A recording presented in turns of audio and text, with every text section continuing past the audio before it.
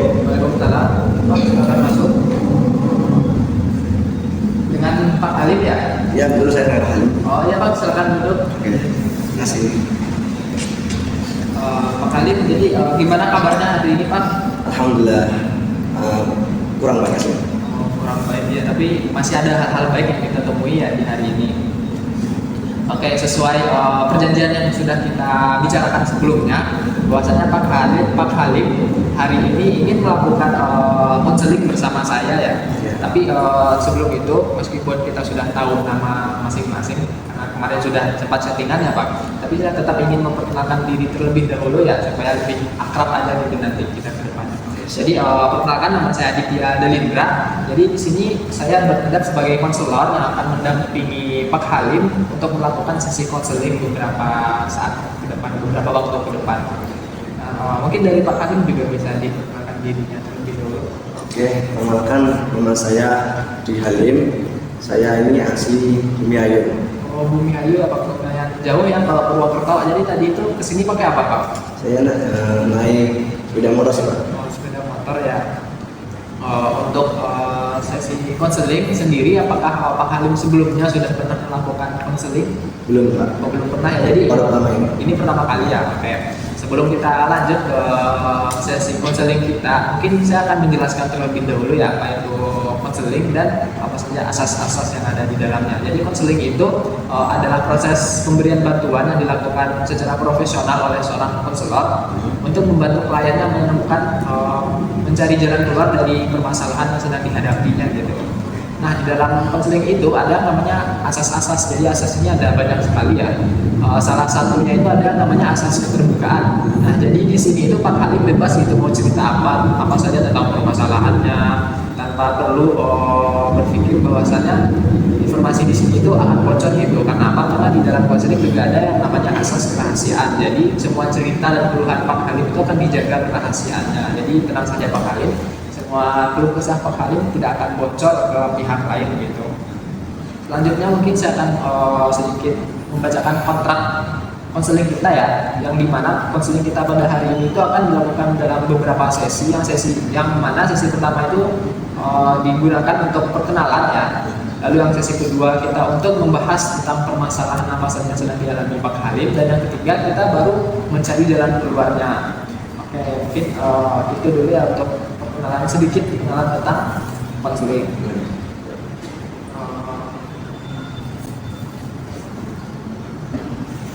Jadi gimana Pak Halim? Pak Halim kesini itu atas kemauan sendiri apa atau ada dorongan dari orang lain? Keinginan sendiri sih Pak. Keinginan sendiri ya. Untuk kesehari-hariannya itu apa aja yang dilakukan sekarang? Keseharian saya ini ya bekerja sih Mas, bekerja di tempat dekat rumah saya lah pastinya. Yaitu tanya pasti di Bumi Ayu. Nah itu saya ada masalah di pekerjaan saya. Saya itu di situ kerja kurang lebih udah 12 tahun sih Pak. 12 tahun ya, lumayan lama ya Pak. Masalahnya saya ini belum ada potensi untuk naik pangkat gitu Pak di perusahaan saya. Jadi saya ini kalah dengan teman-teman saya yang sudah banyak yang mempunyai potensi untuk naik pangkat gitu Pak. Berarti teman-teman Pak Halim sudah banyak yang naik pangkat ya, tapi Pak Halim sendiri belum mendapatkan naik pangkat seperti teman-teman yang lain. Lalu itu gimana itu Pak jadinya pengaruh ke Pak Halim dari hal tersebut itu ada nggak kira-kira apakah Pak Halim jadi malas bekerja atau gimana? Ya pastinya sih itu Pak, karena juga saya kan udah 12 tahun kerja nih Pak. Terus karena mungkin saya belum naik pangkat, ya menimbulkan saya stres gitu Pak. Karena juga ya saya mau mendapatkan tempat yang layak lah buat saya gitu, biar tidak tidak menjatuhkan tadi diri saya gitu. Oh iya Pak.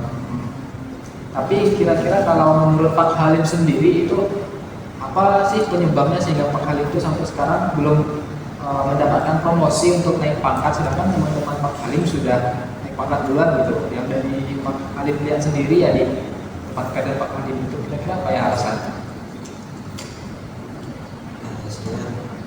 Mungkin ini sih Pak, dulu 2 sampai 3 tahun bekerja di situ, saya pernah mengalami kayak kebosanan dalam kerja karena mungkin baru ya beberapa tahun sih ya Pak. Jadi saya di situ bekerja kayak malas-malasan, berangkat telat gitu. Telat kan di situ karena perusahaan lumayan besar ya, jadi hitungan menit aja itu berharga bagi perusahaan tersebut.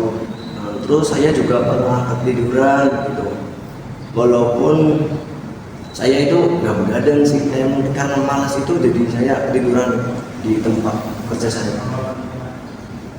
Itu mungkin karena beberapa tahun belakang ya, dulu waktu Pak Halim baru masuk bekerja 2 sampai 3 tahun baru masuk kerja, Pak Halim mungkin bekerjanya nggak terlalu aktif ya, sering tiduran dan sebagainya. Mungkin hal itu bisa ya jadi penyebab sehingga Pak Halim itu sekarang tidak mendapatkan promosi peringkat gitu. Nah, kalau untuk kedepannya kira-kira apa sih yang mau Pak Halim lakukan?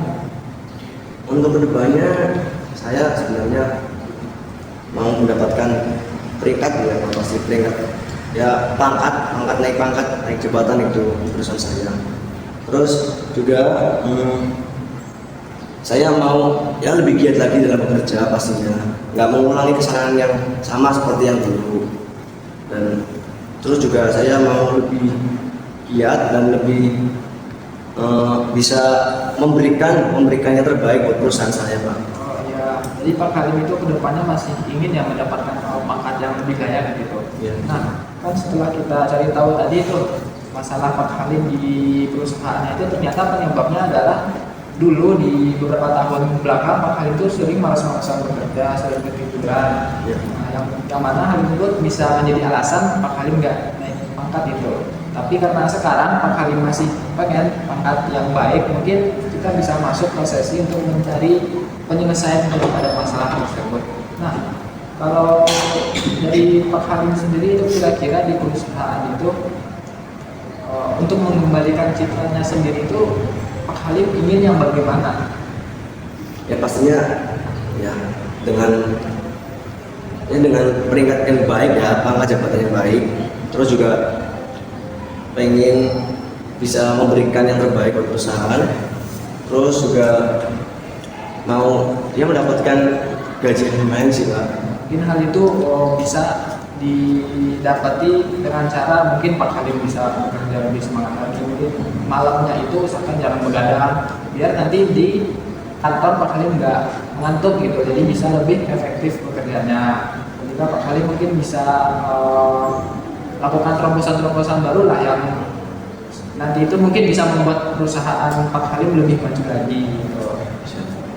Mungkin juga kan sebelumnya saya ini kayak kurang setuju dengan kayak perintah sama bosnya. Sebelumnya pernah untuk lembur gitu Pak.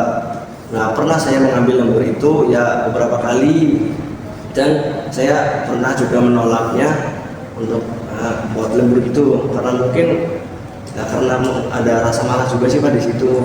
Mungkin ya untuk kedepannya saya mau lebih baik lagi dan mau mengambil keputusan dari bos saya sih Pak. Nah ya Pak, itu benar sekali. Mungkin kedepannya nanti itu di kantor Pak Halim bisa untuk mencoba ngambil jam lembur ya, untuk memperlihatkan gitu kepada atasan bahwasanya Pak Halim itu bisa lebih produktif dalam pekerjaan, sehingga nanti itu ketika ada promosi pekerjaan nama Pak Halim bisa dinaikkan pangkatnya oleh atasan Pak Halim.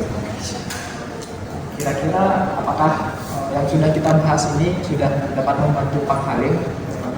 Ya, alhamdulillah ada rasa mungkin lebih kayak semangat lagi untuk bekerja sih Pak dalam tadi kasihkan sendiri sama Bapak. Oke, baik Pak, terima kasih. Jadi untuk hari ini sekian dulu ya Pak sesi konseling kita.